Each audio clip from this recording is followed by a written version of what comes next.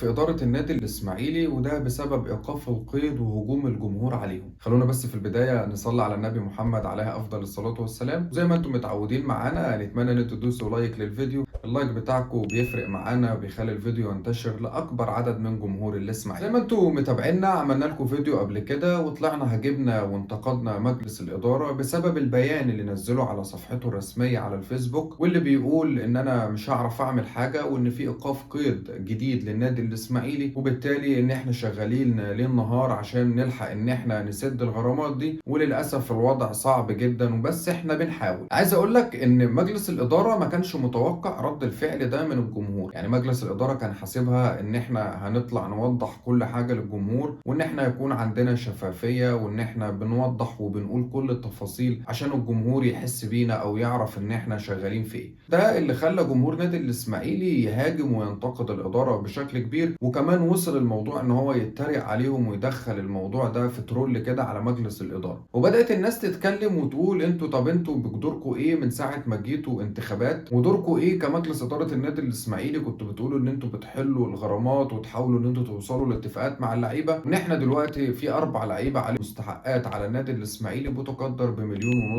دولار. للأسف الوضع هيكون أصعب الفترة اللي جاية لأن الدولار بيزيد، فبالتالي هتدفع فلوسك أكتر، فبالتالي في فرق العملة ده أو فرق الفلوس اللي أنت المفروض تدفعها ولما تيجي تخلص مع اللعيبة للأسف كل ده خزينة النادي الإسماعيلي هتتحمل. احنا كنا بنقول ان لازم الإدارة تتصرف بشكل عاجل وفوري. هنا زي ما قلت لك ان الناس متضايقة والناس اتفاجئت من رد فعل الجمهور، وان الناس بتقول ان احنا هنحاول نتصرف ونشوف هنعمل ايه في الفترة اللي جاية. كمان مجلس الإدارة شايف إن هو في حالة الحصول على القرض الأزمة دي هتنتهي للأبد، وإن خلاص النادي الإسماعيلي هيخلص من كل المشاكل الخارجية والزن اللي كان بيحصل عليه والمشاكل اللي بتحصل في الفيفا. لأن زي ما أنا وضحت لك في الفيديو قبل كده إن ممكن الفيفا يعاقب النادي الإسماعيلي بعقوبة تأديبية، وده اللي هيكون فيه مشكلة كبيرة جدا للنادي الإسماعيلي في الموسم اللي جاي. طبعا في ناس في التعليقات كانت بتتكلم في الموضوع ده وبتقول رأيها إن رجال الأعمال تتدخل وإن رجال الأعمال تساند وتساعد النادي الإسماعيلي. فما اعرفش هل رجال الاعمال هتساعد ولا هتساند، بس يعني الناس بتتكلم وبتقول ان ده دور مجلس الاداره وان هو يحاول يتصرف وان هو ينفذ كلامه ووعوده اللي قالها في الانتخابات اللي قبل كده، وان المفروض مجلس الاداره هو اللي بيتصرف وهو اللي مسؤول عن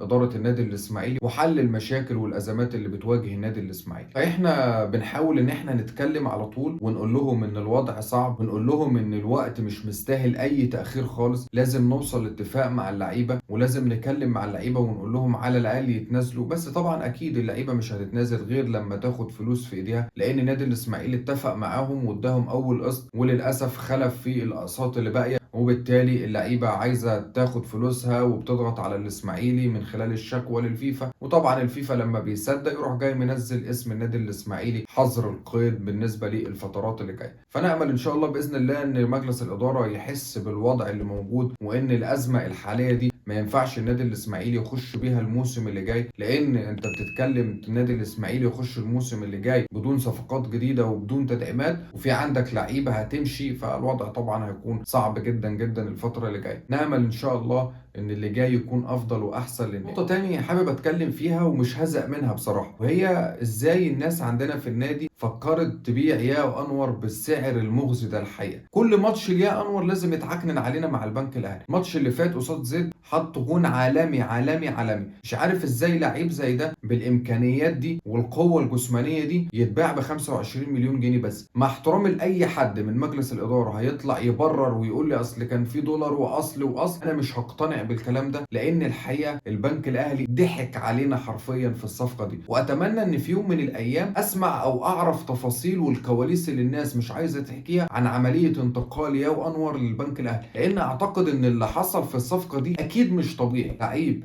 مفروض ان هو يتباع برقم كبير تروح تبيعه ب 25 مليون جنيه، فاعتقد ان في قصه وفي سر ورا الموضوع ده. فانا الحقيقه كل ماتش للبنك الاهلي عارفين ان احنا هنتضايق وهنزعل بسبب تالق يا انور. دلوقتي لو انت جيت تفكر كاداره البنك الاهلي يا انور ده عايز تبيعه بكام، اقل واجب هتتكلم في 1.5 ل 2 مليون دولار بسبب امكانيات اللاعب ومساهماته مع البنك الاهلي واهدافه. فانا الحقيقه مش عارف ازاي نادي الاسماعيلي بالسهوله دي فرط في اللاعب ده. مع احترامي لاي حد هيقول لي اصل هو اتنازل عن 100,000 دولار مستحقات النادي اصل احنا خفنا ان اللاعب يهرب. ما انت لو بتدي اللاعب مستحقاته في ميعادها اللاعب اكيد مش هيفكر في الهروب، بس اللاعب فكر في الهروب ويمشي ان انت ما بتدولوش فلوسه وبتتاخر عليه المستحقات بتاعته، وده لاعب محترف فبالنسبه له ما عندوش العاطفه ليك ان هو يصبر عليه. فانا الحقيقه مستاء جدا جدا من بيع ياو انور للبنك الاهلي، ولكن ما يعني قدر الله ما شاء فعل. هي دي اداره النادي الاسماعيلي. في النهايه ما تنسوش تدوسوا لايك للفيديو. احنا الدراويش،